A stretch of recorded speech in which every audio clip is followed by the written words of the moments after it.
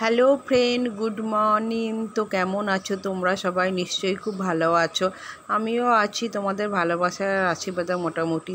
তো দেখো, আমার বাড়িতে আমার মা এসেছে, এক সপ্তাহ হলো এসেছে। তো আজকে সানডে, তো সানডে মানে স্পেশাল মেনু। মা যেহেতু সোমবার সকালবেলাই চলে যাবে, মা সোমবার সকালে এসেছে, আবার সোমবার সকালেই চলে যাবে, মোটামুটি 7 দিনের মাথায় চলে যাবে, 8 দিনের মাথায়। তো সেই জন্য করছি একটু বাড়িতে বিরিয়ানি। যদিও বিরিয়ানি প্রতিবার আমিই করি, এবারে মা যেহেতু এসছে তো মাকে বললাম তুমি বিরিয়ানি করো আর আমি তোমার একটু ভিডিও করে দিই। কারণ আমি তো মানে নিজে নিজে একা একা ভিডিও করি, ভালো করে করা হয় না। কেউ যদি একটু ভিডিওটা ধরে দেয় তাহলে একটু ভালো হয়। তো মাকে বললাম তুমিই করো, তোমার হাতেই খাই। প্রতিবার তো আমি করি, ভালো লাগে না নিজে করে নিজের হাতে খাওয়া। মানে নিজের বাড়িতে বলছি, বাপের বাড়িতে গেলে তো মানে কিছু করতেই হয় না। আর এই মুহূর্তে এখন বাপের বাড়ি যাওয়ার একটু সময় পায় না, মেয়ের পড়াশোনা করে। তো যাই হোক, এত বক বক করলাম যে কি বলবো। তো এর মধ্যে দেখো, মায়ের ওদিকে ভাতের জলও চাপানো হয়ে গেছে আর মশলাটাও বাটা হয়ে গেছে। তো এরপর বিরিয়ানিটা মা বসিয়ে দিয়েছে। তো বিরিয়ানি তো তোমরা সবাই জানো, এখন তো বিরিয়ানিটা মানে মোস্ট ফেভারিট সবাইকার খাবার হয়ে গেছে।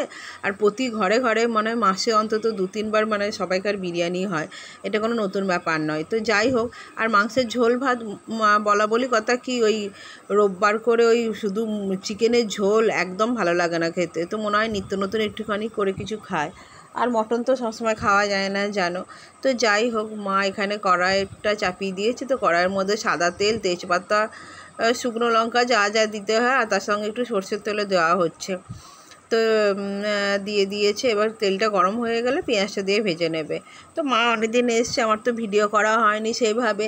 আর এসেছে বলতে কি, আমাদের সবাইকার প্রচণ্ড শরীর খারাপ ছিল। আমার জ্বর, আমার হাজব্যান্ডের জ্বর, মেয়ের জ্বর, আর মেয়ের যেহেতু এক্সাম চলছে, আর আমি একা একদম উঠতে পারছিলাম না। সেই জন্যই মা আসা 1 সপ্তাহ ধরে। আর তোমরা তো সবাই জানো আমার মা আর বাবা, আমার তো কোনো ভাই বোন নেই। তো যাই হোক, ওখানে বাবাও একা থাকে, তো এখান থেকে খাবার দাবার পাঠানো হচ্ছে বাবার জন্যে। তাহলেও মানুষের রাত্রে তো একা থাকে, সেই জন্য চিন্তাও হয়। তো এবার চলে যাব করছে, কিন্তু নাতনি আর জামাই মিলে যেতে দিতে চাইছে না। তো যাই হোক, আমি রাখতে চাইছিলাম না, কারণ আমার বাবা একা থাকে তো অসুবিধা হয় একটু রাত্রিটা। তো যাই হোক, অনেক কিছু কথা বলে ফেললাম। তো এইখানে দেখো, বলতে বলতে পেঁয়াজটা মা দিয়ে দিয়েছে কড়াইয়ের মধ্যে। তো পেঁয়াজটা লাল লাল করে ভাজা হয়ে গেছে, আর ওদিকে বিরিয়ানি চালটাও বসানো হয়ে গেছে। মানে ভাতটা দেখো ভালো করে মাংসটা কষানো হয়ে গেছে, লাল লাল করে একদম কষানো হয়ে গেছে। বিরিয়ানি তো একদম খুব সিম্পল, আর মানে খুব মানে চটজলদি রান্না হয়ে যায়।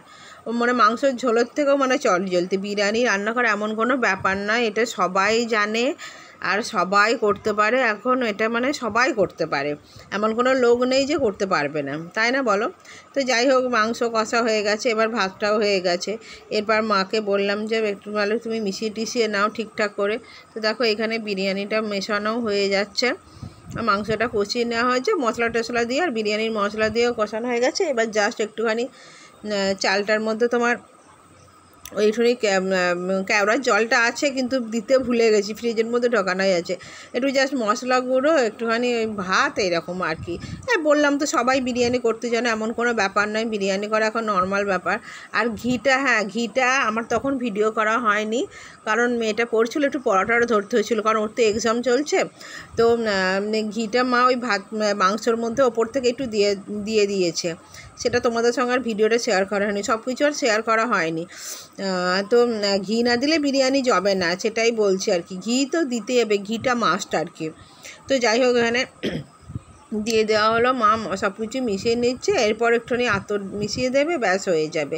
আর কেওড়ার জল, গোলাপ জলটা নেই বলা বলি কথা কি, কিন্তু কেওড়ার জলটা ছিল, কিন্তু সেটা ভুলে গেছি দিতে।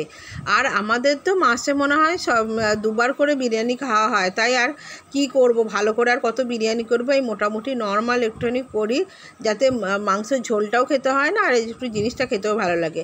আর আমার মেয়ে খেতে আগে খুবই ভালোবাসতো বিরিয়ানি, কিন্তু বলে না মানুষ বেশি পেলে বেশি তেল হয়, এখন আর একদম খেতে চায় না, ওর কিছুই ভালো লাগে না। ও এখন মাটন পেয়েছে, মাটনে দেখো বক বক করতে করতে দুপুরের লাঞ্চ একদম নিয়ে বাড়া হয়ে গেল। এখানে 4 জন, যেহেতু মা আছে আর আমরা 3 জন, তোমরা তো জানোই। তো এখানে লাঞ্চের মেনু নিয়ে বসা হয়ে গেছে বিরিয়ানি, তার সাথে লেবু, লঙ্কা, তোমার কাঁচা পেঁয়াজ শসা এই আর কি। তো এইখানেই ভিডিওটা এন্ড করছি। কেমন লাগলো আমার ভিডিওটা অবশ্যই তোমার কমেন্টে জানাবে। আমার মায়ের হাতে বিরিয়ানি।